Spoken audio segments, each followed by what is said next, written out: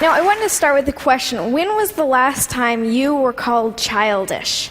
For kids like me, being called childish can be a frequent occurrence. Every time we make irrational demands, exhibit irresponsible behavior, or display any other signs of being normal American citizens, we are called childish. Which really bothers me. After all, take a look at these events. Imperialism and colonization, world wars, George W. Bush. Ask yourself, who's responsible? Adults. Now, what have kids done? Well, Anne Frank touched millions with her powerful account of the Holocaust. Ruby Bridges helped to end segregation in the United States. And most recently, Charlie Simpson helped to raise 120,000 pounds for Haiti on his little bike. So as you can see evidenced by such examples, age has absolutely nothing to do with it. The traits the word childish addresses are seen so often in adults that we should abolish this age discriminatory word when it comes to criticizing behavior associated with irresponsibility and irrational thinking.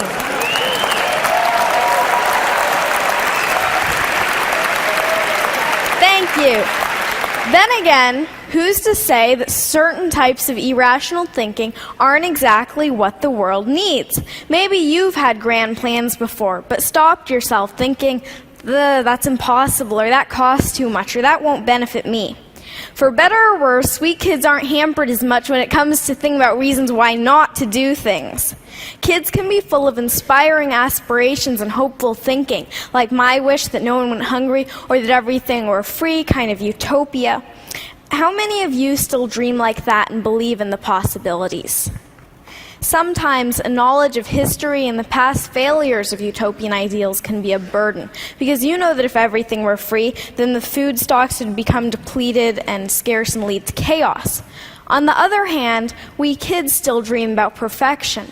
And that's a good thing, because in order to make anything a reality, you have to dream about it first. In many ways, our audacity to imagine helps push the boundaries of possibility. For instance, the Museum of Glass in Tacoma, Washington, my home state, yoo-hoo, Washington,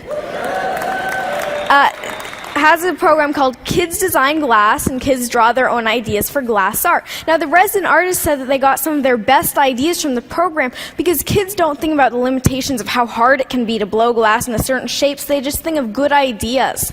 Now, when you think of glass, you might think of colorful Chihuly designs or maybe Italian vases, but kids challenge glass artists to go beyond that, into the realm of broken-hearted snakes and bacon boys, who you can see as meat vision. Now, our inherent wisdom doesn't have to be insider's knowledge.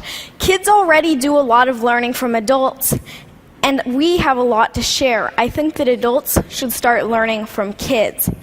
Now, I do most of my speaking in front of an education crowd, teachers and students, and I like this analogy. It shouldn't just be a teacher at the head of the classroom telling students, do this, do that. The students should teach their teachers. Learning between grown-ups and kids should be reciprocal. The reality, unfortunately, is a little different, and it has a lot to do with trust, or a lack of it. Now, if you don't trust someone, you place restrictions on them, right? If I doubt my older sister's ability to pay back the 10% interest I established on her last loan, I'm going to withhold her ability to get more money from me until she pays it back. True story, by the way. Now, adults seem to have a prevalently restrictive attitude towards kids, from every don't do that, don't do this in the school handbook, to restrictions on school internet use. As history points out, regimes become oppressive when they're fearful about keeping control. And although adults may not be quite at the level of totalitarian regimes, kids have no or very little say in making the rules, when really the attitude should be reciprocal, meaning that the adult population should learn and take into account the wishes of the younger population. Now, what's even worse than restriction is that adults often underestimate kids' abilities. We love challenges, but when expectations are low, trust me, we will sink to them. My own parents had anything but low expectations for me and my sister.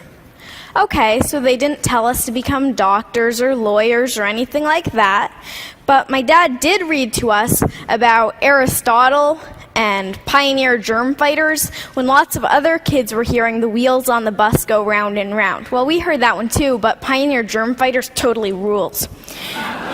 I loved to write from the age of 4, and when I was 6, my mom bought me my own laptop equipped with Microsoft Word. Thank you, Bill Gates, and thank you, Mom. I wrote over 300 short stories on that little laptop, and I wanted to get published.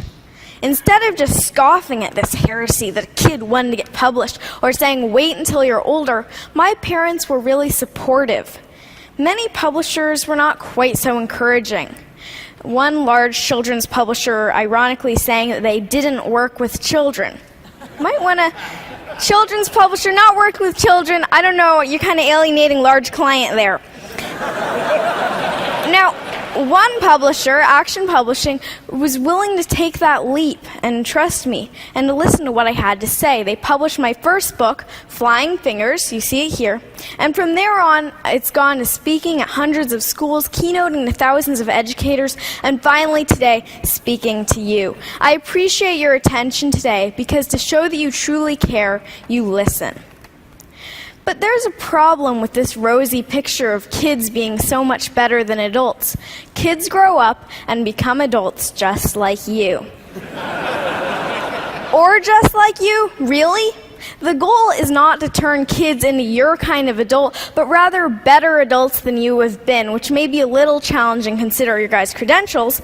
But the way progress happens is because new generations and new eras grow and develop and become better than the previous ones. It's the reason we're not in the dark ages anymore. No matter your position or place in life, it is imperative to create opportunities for children so that we can grow up to blow you away.